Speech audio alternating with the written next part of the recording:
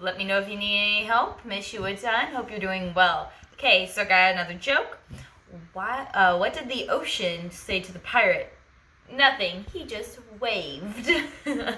Alright, so we're working on Unit 5 today. Moving on to dividing decimals. Okay, let's get into it.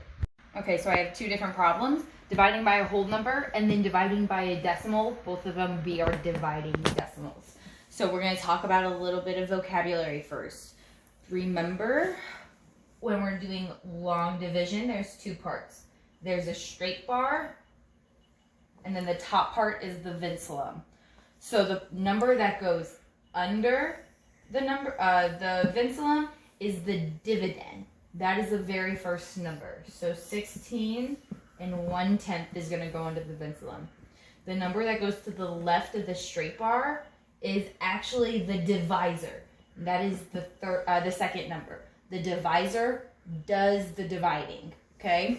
So now we're going to do long division, obviously. So you're going to ask yourself, how many times does 3 go into 1? Or if I count my factors of 3, starting with the number 3, do I ever hit 1? Or what number brings me the closest? And I don't. I never come to 1 because 1 is less than 3. So you need to put a 0 above the 1. You can't forget that 0. So now I move into how many times can 3 go into 16? So 3 can go into 16 if I write my multiples of 3. 3, 6, 9, 12, 15, 18. So I passed 16 when I went to 18. So it goes into it 5 times. And 3 times 5 is 15. And now I subtract. 16 minus 15 is 1.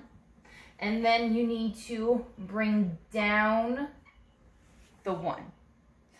So 3 goes into 11. 3 times, because if I go to 4, that's 12, and that passes 11. So 3 times, that's 9. So I need to subtract. 11 minus 9 is 2. I don't have any more numbers to bring down, so I need to add a 0.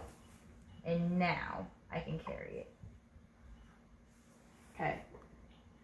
So, Tiny, come on again. Go away, go away. Sorry, baby, go. Okay, so now 3 can go into 20 how many times? Well, I didn't pass 20 yet, so I'm going to keep going. Well, 18 and then 21. So I did pass 20. So it's going to be 6 times. And then 3 times 6 is 18. When I subtract, I get 2. So I still have a remainder. And so I'm going to have to add a 0 and bring it down. But I'm going to get 20. And then, so it's going to be 6 again. And I'm going to get 18, and then I'm going to get a remainder of 2. So this is going to go on forever. So the 6's are going to be repeating. Remember, that line up top of a number means that these numbers are repeating. Now, we just need to add our decimal. Our decimal is right here, and we're just going to bring it straight up. So our answer is 5.36 repeating.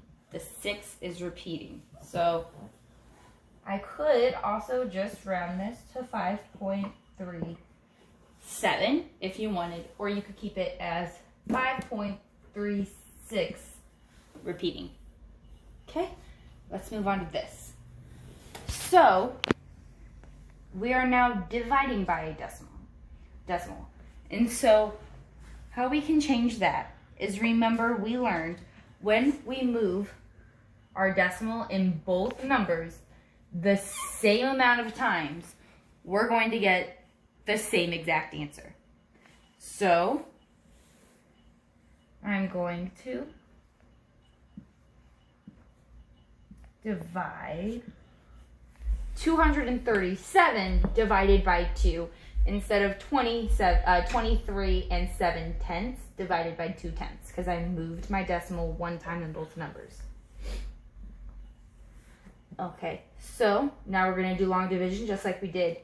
2 goes into 2 one time. 1 times 2 is 2.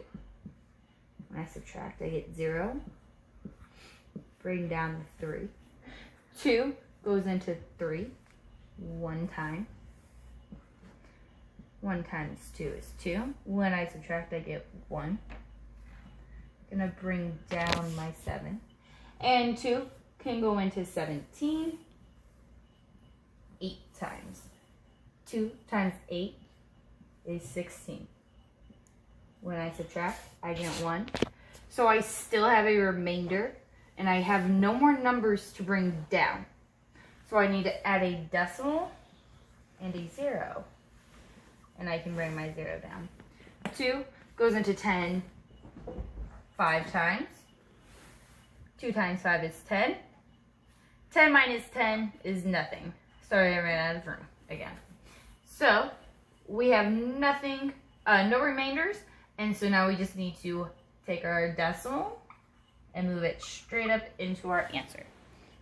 All right, so there's a few things I want to point out and help you guys remember before you do this. So notice how for every number in both of my problems, there's only one number directly above it. And then also, when 3 couldn't go into 1, I put that 0 there as a placeholder. If you don't do that, you guys may tend to end up having your work look like this. So all your numbers are past the decimal, and so when you bring your decimal up, you're not going to get the correct answer.